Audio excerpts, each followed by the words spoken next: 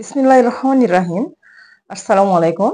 রাবেয়া কেমিস্ট্রিতে আমি আহ, আমার সকল ছাত্রছাত্রীকে সালাম এবং শুভেচ্ছা জানিয়ে শুরু করতে যাচ্ছি কেমিস্ট্রি অষ্টম অধ্যায় আমার পার্ট বাই পার্ট আলোচনার পার্ট 1। তো এই অধ্যায়টি যে জানার এবং শিখার ব্যাপক, এই অধ্যায়টার অনেক কিছু জানার আছে, এখানে অনেক কিছু বোঝার আছে।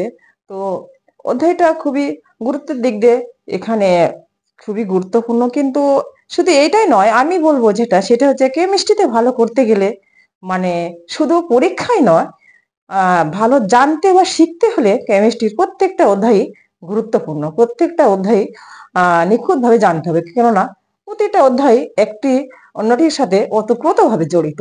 তবে কিছু কিছু অধ্যায় বেশি গুরুত্বপূর্ণ বা বেশি জানার আছে। যেমন এই অধ্যায়টি, এখানে অনেক কিছু আলোচনা করা হয়েছে, এখানে অনেক জানার এবং বোঝার আছে। তো যেমন এখানে প্রথমে আলোচনা করা হয়েছে বন্ধন শক্তি নিয়ে, যেটাকে বলে কেমিক্যাল এনার্জি। তো এই বন্ধন শক্তি কি বা বন্ধন শক্তির উৎস কি, এগুলো আমরা জানবো। তো বন্ধন শক্তি আমরা সবাই জানি যে পদার্থ, অণু এবং পরমাণু নিয়ে গঠিত। তো এই অণু পরমাণুর গঠন আমরা জানি যে একটি পরমাণুর সাথে অন্য পরমাণু আকর্ষণ শক্তির মাধ্যমে যুক্ত থাকে, যেটা হচ্ছে বন্ধন শক্তি, এবং একটি অন্য একটি অণুর সাথে আকর্ষণ শক্তির মাধ্যমে যুক্ত থাকে, যেটা আন্তঃআণবিক শক্তি। এই যে আকর্ষণ শক্তি, এটা হচ্ছে বন্ধন শক্তি। আর এই বন্ধন শক্তিটাকে রাসায়নিক শক্তি বলা হয়। বন্ধন শক্তি হচ্ছে রাসায়নিক শক্তির উদ্দেশ্য। সেটা কি হয়, বন্ধন শক্তি কেমন? যেমন আমি বললাম, অণু আরেকটি অণুর সাথে বা একটি পরমাণুর সাথে যুক্ত থাকে। যেমন হাইড্রোজেন এবং অক্সিজেন মিলে কি হয়, পানি। তো এখানে কিভাবে হয় বন্ধন, সেটা হচ্ছে যেমন আমরা লিখে দেখাতে পারি। হাইড্রোজেন এরকম, হাইড্রোজেন প্লাস অক্সিজেন পানি। এখানে হাইড্রোজেন এবং অক্সিজেন এর বন্ধন ভাঙবে এবং পানি বন্ধনটা তৈরি হবে। সেটা হচ্ছে যেমন হাইড্রোজেন এইচ বন্ড এইচ, এই যে বন্ধনটা এভাবে ভাঙবে। এই বন্ধন যে আহ হাইড্রোজেন হাইড্রোজেন যে বন্ধন, এই বন্ধন শক্তিটা হচ্ছে রাসায়নিক শক্তির উদ্দেশ্য। এই বন্ধন শক্তি পরবর্তীতে এই বন্ধন শক্তিটা বিভিন্ন শক্তিতে ট্রান্সফার হয়। এই বন্ধন শক্তি এখানে একই মৌলের দুইটি পরমাণুর বন্ধন শক্তি। তো বন্ধন শক্তিটা আমাদেরকে আরেকটা কথা মনে রাখতে হবে, যে একই মৌলের দুইটি পরমাণুর চেয়ে ভিন্ন মৌলের দুইটি পরমাণুর বন্ধন শক্তি কিন্তু বেশি, বন্ধন এনার্জিটা ওখানে বন্ড এনার্জিটা বেশি থাকে। যেমন আমরা যদি বলি হাইড্রোক্লোরিক অ্যাসিড, যেমন হাইড্রোজেন বন্ড ক্লোরিন, এইটার বন্ধন শক্তি বেশি, কারণ এটা ভিন্ন মৌলের পরমাণু। তাহলে আমরা কি মনে রাখবো, যে একই মৌলের দুটি পরমাণুর চেয়ে ভিন্ন মৌলের পরমাণুর বন্ধন শক্তি বেশি। তো এই বন্ধন শক্তিগুলোই হচ্ছে রাসায়নিক শক্তির উদ্দেশ্য, যা বিভিন্ন শক্তিতে ট্রান্সফার হয়। আসলে আমরা জানি শক্তির বিনাশ বা ধ্বংস নেই, শক্তি শুধু এক রূপ থেকে অন্য রূপ ধারণ করে। তো এই হচ্ছে বন্ধন শক্তি। এখানে হচ্ছে আয়নিক শক্তি, যেমন সোডিয়াম ক্লোরাইড আয়নিক বন্ধন, আবার হচ্ছে সমযোজী বন্ধন, যেমন হাইড্রোজেন এবং অক্সিজেন এর মাঝে সমযোজী বন্ধন। তো হচ্ছে এই বন্ধন শক্তি। এখন আমাদের আন্তঃআণবিক শক্তি, তাহলে আরেকটা জিনিস জানতে হবে, সেটা হচ্ছে কি আন্তঃআণবিক শক্তি, সেটা কি? তো আমরা জানলাম যে একটি পরমাণু অন্য পরমাণুর সাথে যে আকর্ষণ শক্তির মাধ্যমে যুক্ত থাকে, সেটা হচ্ছে বন্ধন শক্তি, মানে বন্ড এনার্জি। আর আন্তঃআণবিক শক্তি বা ইন্টারমলিকুলার এনার্জি, যেটা হচ্ছে একটি অণুর সাথে অন্য একটি অণু আহ যুক্ত থাকে সেটাকে আন্তঃআণবিক শক্তি বা যে আকর্ষণ শক্তির মাধ্যমে যুক্ত থাকে সেটাকে আন্তঃআণবিক শক্তি বা ইন্টারমলিকুলার এনার্জি বলা হয়। যেমন পানি একটি সমযোজী যৌগ। পানি একটি অণুর সাথে পানির অন্যান্য অণু যে আকর্ষণ শক্তির মাধ্যমে যুক্ত থাকে সেটা হচ্ছে আন্তঃআণবিক শক্তি বা ইন্টারমলিকুলার এনার্জি। তো আবার যেমন সোডিয়াম ক্লোরাইড আয়নিক যৌগে একটি সোডিয়ামের চারদিকে 6টি ক্লোরাইড আয়ন, আবার একটি ক্লোরাইড আয়নের 6টি সোডিয়াম আয়ন থাকে। এই যে এনার্জি এখানে যেমন আমি এইভাবে যুক্ত থাকে কেলাস আকারে,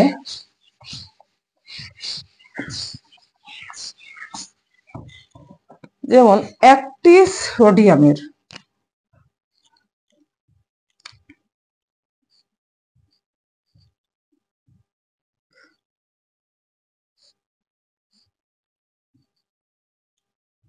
ক্লোরিন,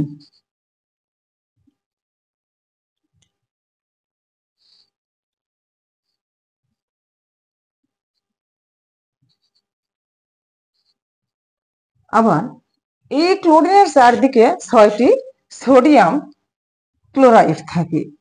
এই ক্লোরিনের চারদিকে 6টি ক্লোরাইডের চারদিকে 6টি সোডিয়াম থাকে। যেমন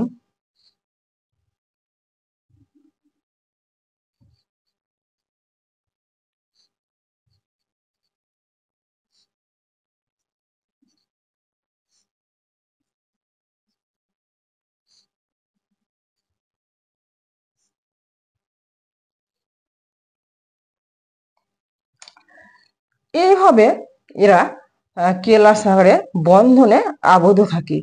এই যে আয়নিক বন্ধন, এই 6টি করে কেলাস, এই বন্ধন শক্তি ভাঙতে প্রচুর পরিমাণ শক্তির ট্রান্সফার হয়। এখানে প্রচুর পরিমাণ শক্তির ট্রান্সফার হয়, যা পরবর্তী রূপ অন্যান্য রূপ নেই। যেমন এই শক্তিগুলো পরবর্তীতে তাপ শক্তি, আলো শক্তি, বিদ্যুৎ শক্তি তে রূপান্তরিত হয়। তো এখানে এই বন্ডগুলো ভাঙতে, এই শক্তিগুলো প্রতিটা ক্লাস 6টি বন্ধন ভাঙতে প্রচুর শক্তি ট্রান্সফার হয়। আর হচ্ছে কেননা এখানে হচ্ছে কিছু বন্ধন ভাঙে এবং কিছু নতুন বন্ধনের সৃষ্টি হয়। তো এই বন্ধনগুলো এই শক্তির একক কি? তো হচ্ছে অনেক পূর্বে শক্তির একক হিসেবে ক্যালোরি বা কিলো ক্যালোরি ব্যবহার করা হতো। ক্যালোরি বা কিলো ক্যালোরি ব্যবহার হতো। ক্যালোরি কি? সেটা হচ্ছে 1 গ্রাম পানির তাপমাত্রা। যেমন 1 গ্রাম ক্যালোরি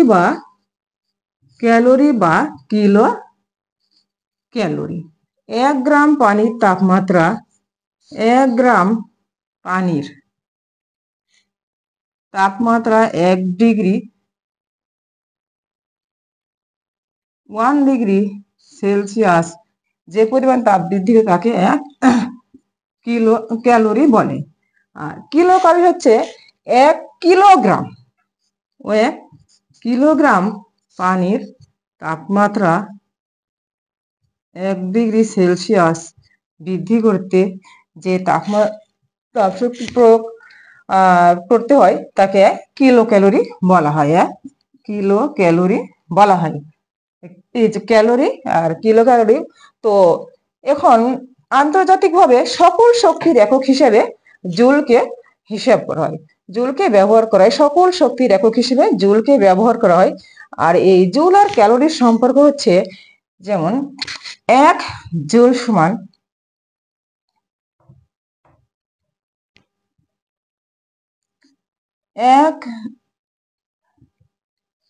1 জুল সমান 0.24 ক্যালোরি। আর 1 ক্যালোরি সমান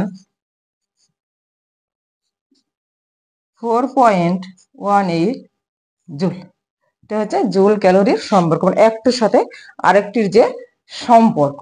এই তো হচ্ছে শক্তির একক এবং জুল ক্যালোরির সম্পর্ক। তো এখন হচ্ছে এই যে আয়নিক যৌগ আর সমযোজী যৌগ, এখানে এটা আয়নিক যৌগ, এই আয়নিক যৌগের বন্ধন শক্তি সমযোজী যৌগে মানে আন্তঃআণবিক বন্ধনের চেয়ে অনেক বেশি। কেন? কারণ এখানে আয়নিক যৌগের বন্ধন শক্তিটা সৃষ্টি হয় স্থির বৈদ্যুতিক আকর্ষণের বলের কারণে। এখানে ইলেকট্রন আদান প্রদানের কারণে এই বন্ধনটা তৈরি হয়।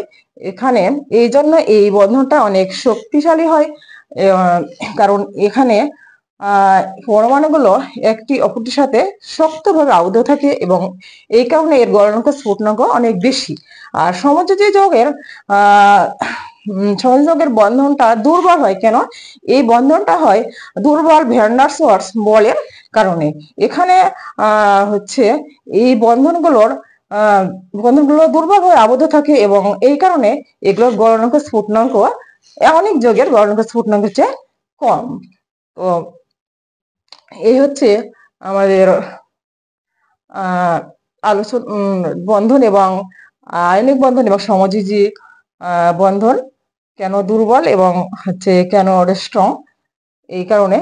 তো এখন আমি রাসায়নিক শক্তি সম্পর্কে কথা বললাম। আমি তাপের পরিবর্তন নিয়ে কিছু কথা বলব। তাপের পরিবর্তন হচ্ছে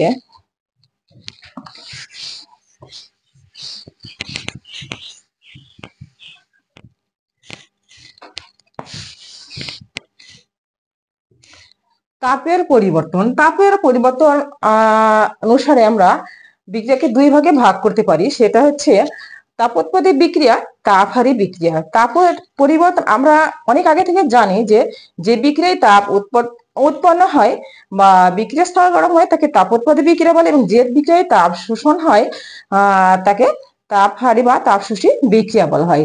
তো তাপ উৎপাদী বা তাপ শোষী বিক্রিয়ায় ডেল এইচ এর মান ঋণাত্মক বা ধনাত্মক হয়। কেন হয়? তো যেমন ডেল এইচ তাপোৎপাদী বিক্রিয়া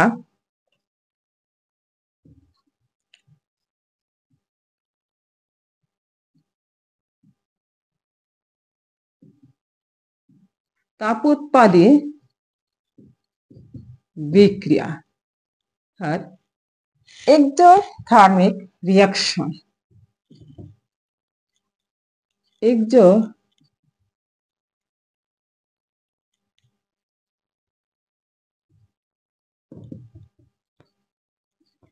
রিয়াকশন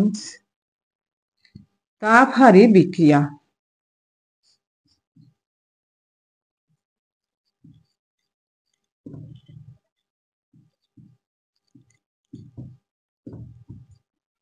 এন্ডোথার্মিক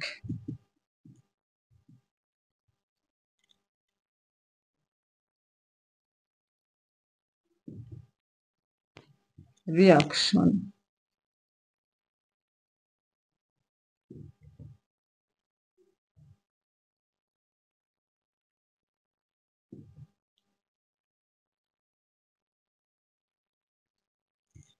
এক্সোথার্মিক তাপোৎপাদী বিক্রিয়া, এক্সোথার্মিক রিয়াকশন, তাপহারী বিক্রিয়া, endothermic reaction.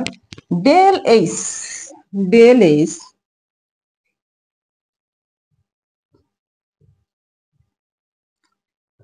H equal to minus তাপোৎপাদী হচ্ছে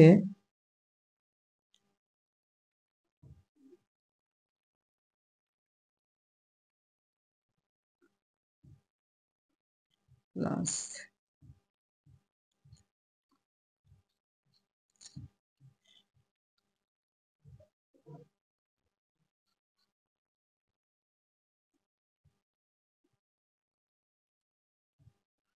তাপোৎপাদী বিক্রিয়ায় ডেল এইচ এর মান মাইনাস এবং তাপহারী বিক্রিয়ায় ডেল এইচ এর মান প্লাস হয়। তো তাপোৎপাদী বিক্রিয়া যেমন আমরা যে বিক্রিয়ায় তাপ উৎপন্ন হয়, যেমন আমরা যে জ্বালানি হিসেবে যে গ্যাস ব্যবহার করি, সেটা যদি আমরা অক্সিজেনে মানে সেটাকে যদি পুরানো হয় তাহলে তাপ উৎপন্ন হয়। আবার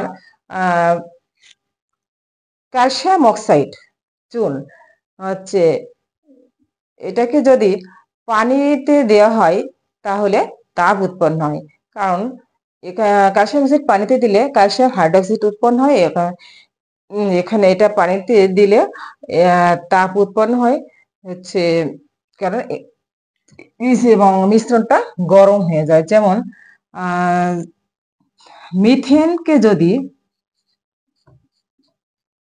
মিথেনকে যদি অক্সিজেনে পোড়ানো হয় তাহলে আমরা কি পাবো? কার্বন ডাই অক্সাইড আর হচ্ছে পানি। তাহলে এখানে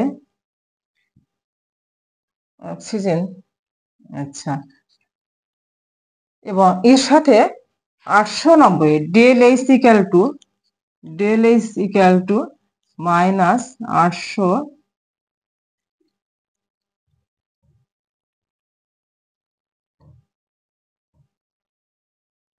এত কিলো জুল পার মোল তাপ উৎপন্ন হয়। এত কিলো জুল পার মোল তাপ উৎপন্ন হয়। এটা হচ্ছে একটা তাপ উৎপাদী বিক্রিয়া, কারণ এখানে ডেল এইচ এর মান ঋণাত্মক। তাপ উৎপাদী বিক্রিয়া ডেল এইচ এর মান ঋণাত্মক হয় কেন? এটা হচ্ছে এখানে বিক্রিয়া করে যে উৎপন্ন করে এর সাথে তাপ উৎপন্ন হয়, আর এই তাপটা আসে এই বিক্রিয়ক পদার্থ থেকেই। তো এই হিসাবে এখানে যদি আমরা এটাকে বাদ দিই তাহলে এখানে বিক্রিয়কের শক্তিটা বেশি। তো এই হচ্ছে তাপ উৎপাদী বিক্রিয়ার ফলে উৎপাদের সাথে সাথে এখানে তাপও উৎপন্ন হয় এবং এই তাপটা বিক্রিয়ক পদার্থ থেকে আসে। এখানে হচ্ছে কিভাবে এগুলো হয়, কিভাবে বন্ধনটা ভাঙে এবং কিভাবে বিক্রিয়কগুলো ভেঙে উৎপন্ন হয়। যেমন এখানে আমরা যদি মিথেন প্লাস অক্সিজেন এগুলো যদি আমরা বন্ধন ভাঙি তাহলে কি হবে? তাহলে যেমন এখানে হচ্ছে কার্বন কি হবে? হাইড্রোজেন প্লাস এখানে অক্সিজেন আছে 2 মোল। তাহলে এখানে কার্বন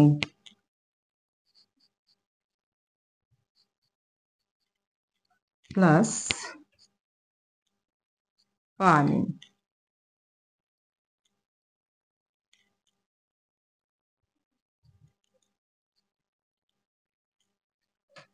এখানে 4 মোল কার্বন বন্ড হাইড্রোজেন ভাঙবে এবং 2 মোল ডাবল অক্সিজেন ভাঙবে, আর হচ্ছে এখানে 2 মোল কার্বন ডাবল অক্সিজেন উৎপাদ তৈরি হবে। আর এখানে হচ্ছে এখানে 2 মোল আছে, এখানে 4 মোল পানি তৈরি হবে, মানে এখানে বিক্রিয়ক ভেঙে উৎপাদ তৈরি হবে। আর এই ভাঙ্গা বা তৈরির সময় শক্তির রূপান্তর ঘটে। তো এখানে এইভাবে হচ্ছে বন্ধন ভাঙ্গে এবং এভাবে নতুন বন্ধনের সৃষ্টি হয়। এখানে হচ্ছে এবং এর সাথে তাপ উৎপন্ন হয়। আর এখানে একটা তাপ উৎপাদী বিক্রিয়া। যদি আমরা যেমন চুনে যদি আমরা পানি দিই তাহলে কি হয়? এটা তাপ উৎপন্ন হয়। কেন? চুন হচ্ছে ক্যালসিয়াম অক্সাইড, এখানে পানি ঢালে ক্যালসিয়াম হাইড্রোক্সাইড উৎপন্ন হয়। যেমন চুন ক্যালসিয়াম অক্সাইড, এখানে যদি পানি দেওয়া হয়, এখানে পানি দিলে ক্যালসিয়াম হাইড্রোক্সাইড উৎপন্ন হয়। ক্যালসিয়াম হাইড্রোক্সাইড উৎপন্ন হয় এবং এর সাথে হচ্ছে এখানে 63.95 কিলো জুল পার মোল, মানে প্রতি মোলে এত তাপ উৎপন্ন হয়। প্রতি মোলে 63.95 কিলো জুল পার মোল, 63.95 63 কিলোজুল পার মোল তাপ উৎপন্ন হয়। এই বিক্রিয়া, এটা একটা তাপ উৎপাদক বিক্রিয়া, কারণ এখানে তাপ উৎপন্ন হয়। ক্যালসিয়াম অক্সাইডকে, এটা হচ্ছে চুন, এটাকে পানিতে নিলে এখানে তাপ উৎপন্ন হয়, প্লাস এখানে হচ্ছে ক্যালসিয়াম হাইড্রোক্সাইড উৎপন্ন হয়, প্লাস হচ্ছে এত কিলোজুল পার মোল তাপ উৎপন্ন হয়। আবার তাপ হারে বিক্রিয়া, যেমন যে বিক্রিয়ায় তাপ শোষণ হয় বা তাপ হারে, সেটা হচ্ছে তাপ হারে বিক্রিয়া। তাপ শোষণ হয় বা তাপ হারে, সেটা হচ্ছে তাপ হারে বিক্রিয়া। যেমন হচ্ছে আমরা অনেকে জানে বা না জানলেও আমরা শুনেছি, তো হচ্ছে বা অনেকে দেখেওছি যে শামুক বা ঝিনুক এর খলসগুলোকে কি করা হয়, এই খলসগুলোকে একসাথে করে জ্বালানি জ্বালিয়ে এগুলোকে উত্তপ্ত করা হয়। আমরা গল্পে শুনেছি, নাহলে বইয়ে পড়েছি, নাহলে নিজেরাই দেখেছি।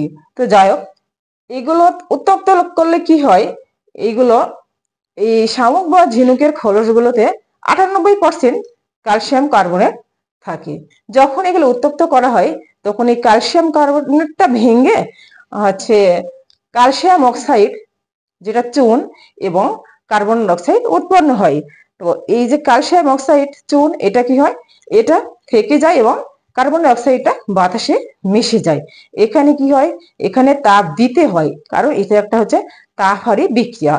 এটাকে, যে বিক্রিয়ায় তাপ দিতে হয়, এটাকে তাপ হারি বিক্রিয়া বলে। যেমন এই যে calcium oxide, calcium carbonate, calcium কার্বনকে যদি তাপ দেওয়া হয়, তাহলে ক্যালসিয়াম অক্সাইড প্লাস কার্বন ডাই অক্সাইড উৎপন্ন হয়, এবং এর সাথে কি হয়, ডেল্টা ইজ ইকুয়াল টু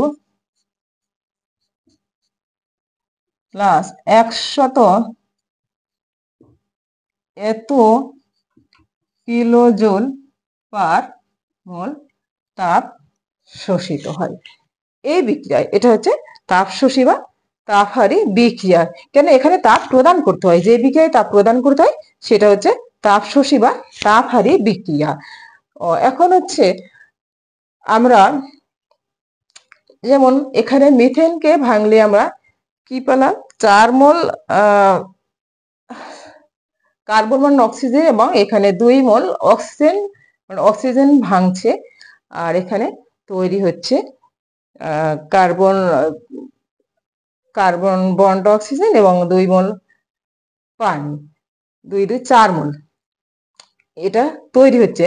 এইটাকে আমরা, এই যে বিক্রিয়ক, এইটাকে কি ধরায়, এইটাকে হচ্ছে E1। এটা হচ্ছে, আমরা যদি E1 ধরি, এইটা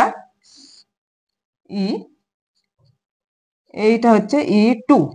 তার মানে এই E1টা বিক্রিয়কের অভ্যন্তরীণ শক্তি, বিক্রিয়ক ভাঙতে যে শক্তি লাগে, বিক্রিয়কের অভ্যন্তরীণ শক্তি। E2টা হচ্ছে উৎপাদের, মানে উৎপাদ তৈরি হতে যে শক্তি, সেটা হচ্ছে E2, আর E1 E2।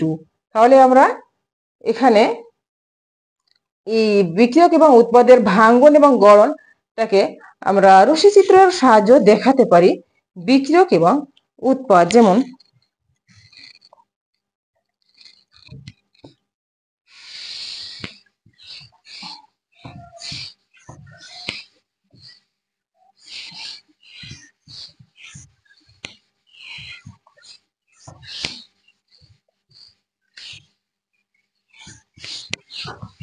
বিক্রিয়ক এবং উৎপাদ, যেমন রশ্মিচিত্র,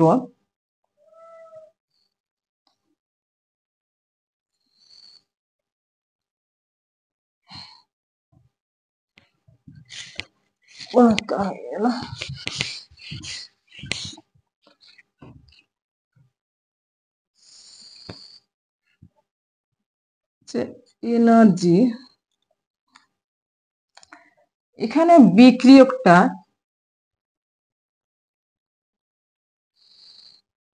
বিক্রিয়ক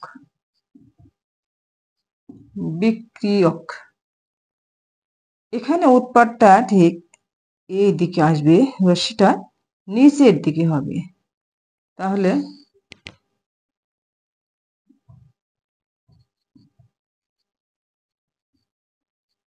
উৎপাদ হচ্ছে E2, এখানে E1।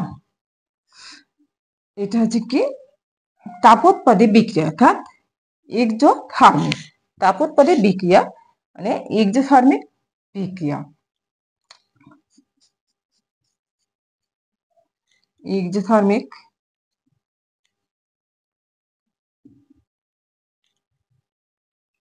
আবার তাপহারী।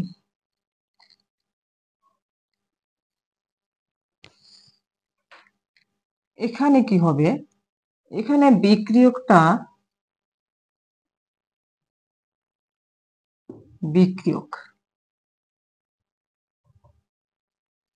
E1, এখানে উৎপাদটা হচ্ছে উপরের দিকে যাবে, এটা এখানে উৎপাদ হচ্ছে E2, এই হচ্ছে E1, এটা হচ্ছে এন্ডোথার্মিক।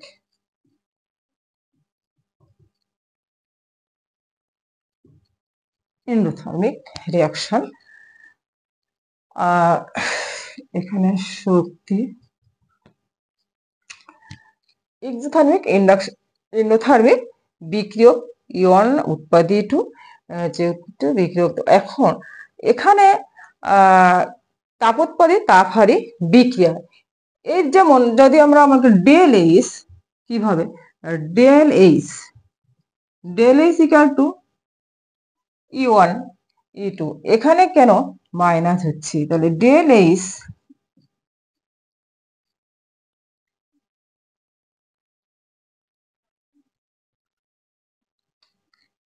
এখানে তাপোৎপাদী বিক্রিয়ায় ডেল এইচ এর মান মাইনাস হয় বা ঋণাত্মক হয় কেন, কারণ তাপোৎপাদী বিক্রিয়ায় উৎপাদ সময়ের অভ্যন্তরীণ শক্তি বিক্রিয়কের চেয়ে বেশি হয়। এই কারণে একটা কম মান থেকে যখন বেশি মানটা বাদ দেওয়া হয় তখন কি হয়, এটা ঋণাত্মক হয়ে যায়। আবার এখানে কি হয়, এখানে হচ্ছে বিক্রিয়ক এবং এখানে উৎপাদের চেয়ে বিক্রিয়কের অভ্যন্তরীণ শক্তিটা বেশি হয়, আর এই কারণে বিপরীতভাবে এটা প্লাস বা ধনাত্মক হয়ে যায়। এই হচ্ছে তাপ উৎপাদী তাপহারী বা এক্সোথার্মিক এন্ডোথার্মিক রিয়াকশন, আমরা রশ্মি চিত্রর মাধ্যমে ভাবে দেখাতে পারি। তো এই হচ্ছে তাপের পরিবর্তনের ভিত্তিতে বিক্রিয়া কিভাবে বন্ড ভাঙ্গে এবং নতুন বন্ড তৈরি হয় সেটা আমরা জানলাম। তো আমরা এখন বন্ধন শক্তির হিসাব করে আমরা ম্যাথ কিভাবে করব সেইটা জানবো। বন্ধন শক্তির হিসাব, যেমন এটা মিশিয়ে দিব। বন্ধন শক্তির হিসাব যেমন আমি যদি এই বিক্রিয়াটাই দিই, যেমন এটা তোমাদের বইয়ে আছে বা সবার পরিচিত বা অনেক জায়গায় এই বিক্রিয়াটা দেখা যায়। এখন আমি এটাই দিয়ে শুরু করছি। যেমন মিথেন, এই মিথেনকে যদি আমরা অক্সিজেনে পোড়ানো হয় তাহলে আমরা কি পাই, যেটা আমি একটু আগেই লিখেছি, তাহলে কি পাবো আমরা, কার্বন ডাই অক্সাইড আর পানি। এটা আমি একটু আগে লিখেছি, এটা আবারও লিখলাম বন্ধন শক্তির হিসাব করার জন্য। এই বিক্রিয়াটা অনেক পরিচিত, সোজা, এই কারণে বিক্রিয়াতে অনেকগুলি দেওয়া যায়, কিন্তু অনেক কঠিন বিক্রিয়া দিয়ে কি লাভ, সহজ বিক্রিয়া দিয়ে বুঝতে হবে, বুঝতে পারলে তো আমরা যে কোনোটাই করতে পারবো। তো যা হোক, এখানে কিভাবে বন্ধন শক্তি ভাঙ্গে আর কিভাবে সৃষ্টি হয়, যেমন এখানে কার্বন,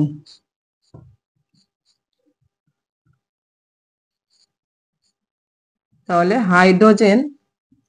হাইড্রোজেন প্লাস, সরি এখানে অক্সিজেন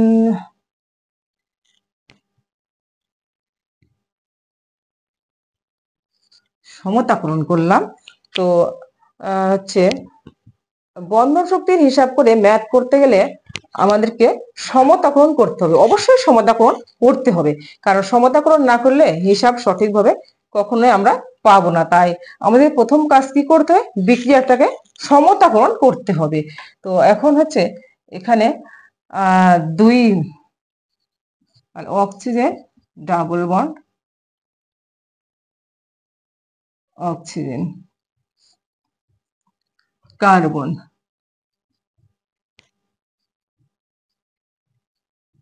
পানি,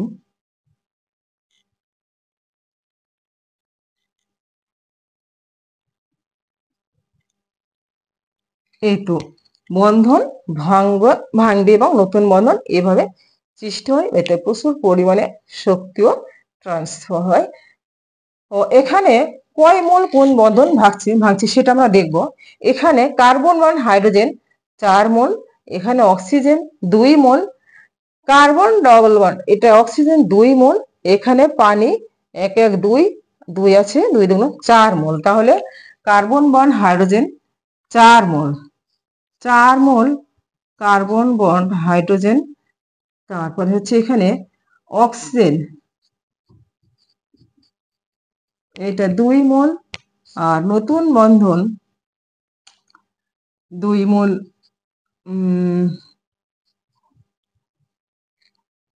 প্লাস 2 4 পানি।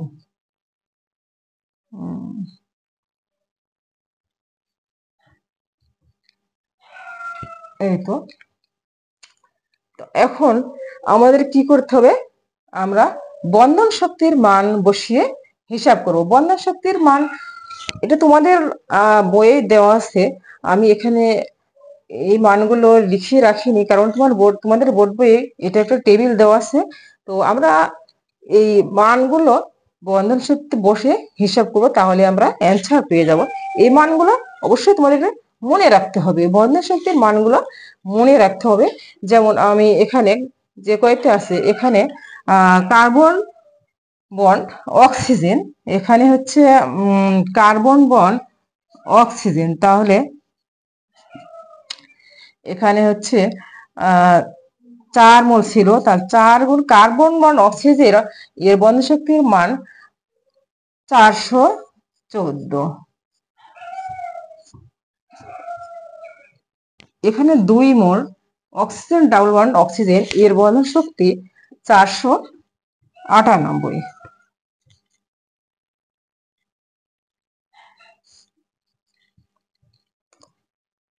এখানে কার্বন ডাবল বন্ড অক্সিজেন এর বন্ধন শক্তির মান 724। তাহলে 2 মোল আছে, 2 গুণ 724 প্লাস এখানে 4 মোল অক্সিজেন বন্ড হাইড্রোজেন এর বন্ধন শক্তির মান 464। এর বন্ধন শক্তির মান আমরা এভাবে মানটাকে রেখে এলাম। এখন আমরা অ্যান্সার বের করব। তাহলে এখন এখানে আমরা বন্ধন শক্তির মান, তো বন্ধন শক্তিটাকে ডেল এইচ দ্বারা, তো ডেল এইচ, তাহলে ডেল এইচ ইকুয়াল টু আমরা এইটাকে কি, এটা হচ্ছে বিক্রিয়ক, এটা উৎপাদ। এখানে বিক্রিয়কটা হচ্ছে কি E1, এখানে উৎপাদ B2, E2 E1 E2, তাহলে আমরা E1 E2 del H, del H equal to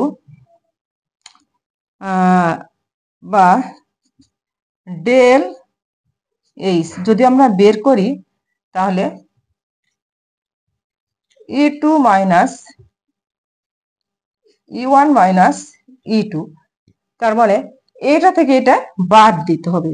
del H এর মান বন্ধন শক্তি E1 minus E2, E1 minus E2, E1 হচ্ছে আমাদের বিক্রিয়কের মধ্যকার বন্ধন শক্তি এবং E2 হচ্ছে উৎপাদের বন্ধন শক্তি।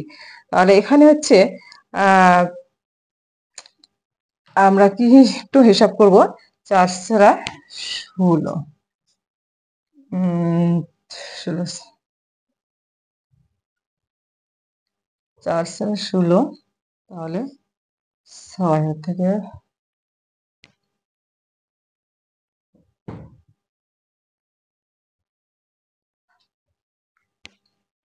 5 4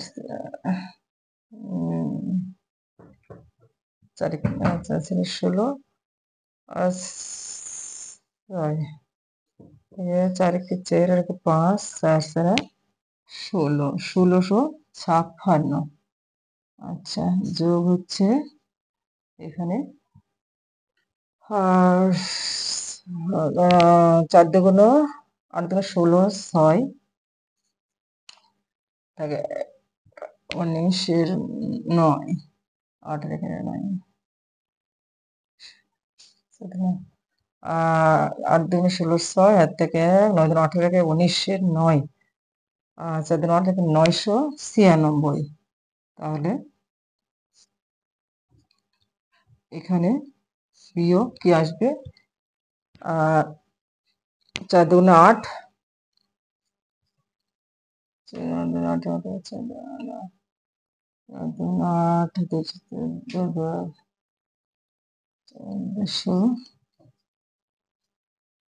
48 যোগ এখানে 4 16 6 4 16 6 থেকে 1 4 24 আর আগে 25 এর 5 থেকে 2 16 18। তাহলে আমরা কি পাবো? এখানে ক্যালকুলেটর নাই, 6 6 12 হচ্ছে একটু হিসাব করতে হবে। আচ্ছা, 2652 এখানে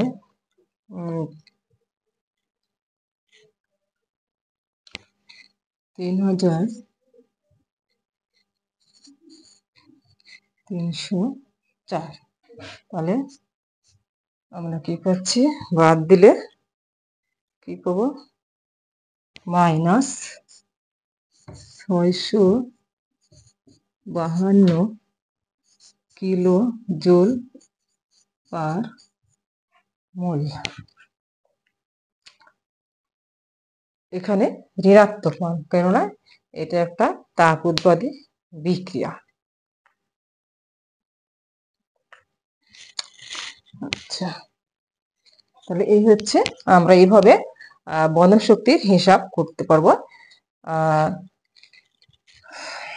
যেমন আমরা যে কোনো বিক্রিয়ায়